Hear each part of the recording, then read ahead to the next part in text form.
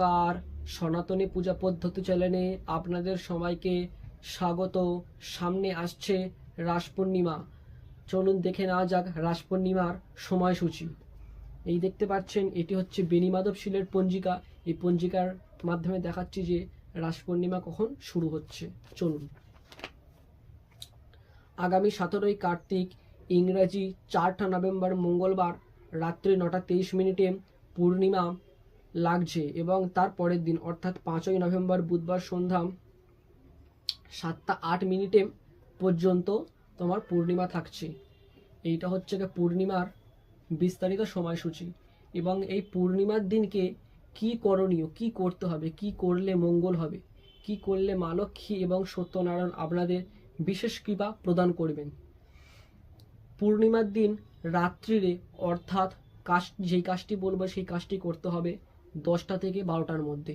পূর্ণিমার দিন রাত্রিরে দেখবে যেখানে চন্দ্রদেবের আলো পড়ছে, যেখানে চন্দ্রদেবের আলো পড়ছে সেখানে একটি কাজ করতে হবে। বাড়িতে যদি কোনো ছোট ঘটি থাকে, কাঁসার ঘটি, অবশ্যই কাঁসার ঘটি বা পিতলের ঘটি নেওয়ার চেষ্টা করবেন। কাঁসার ঘটি অথবা পিতলের ঘটিতে 1 ঘটি গঙ্গা জল নেবেন, তাতে কিছু গাই দুধ মিশিয়ে দেবেন এবং কিছু পঞ্চরত্ন দশকর্মার দোকানে কিনতে পাওয়া যায়, সেই পঞ্চরত্ন দিয়ে দেবেন। দিয়ে দেওয়ার পরে যেখানে দেখবেন চন্দ্রদেবের আলো পড়ছে ফাঁকা স্থানে, সেখানে গিয়ে সেই ঘটিটা বসিয়ে দেবে।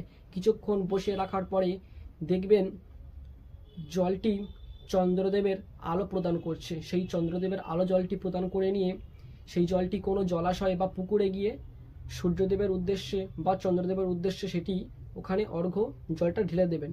ঢেলে দেওয়ার পরে চলে আসবেন এবং বাড়িতে এসে ওই মুহূর্তেই একটি মাটির প্রদীপ নেবেন। প্রদীপ নিয়ে একটি ঘিয়ের প্রদীপ করে নিয়ে সেখানে ঠাকুর ঘরের উদ্দেশ্যে প্রদীপটা জ্বালিয়ে দেবেন।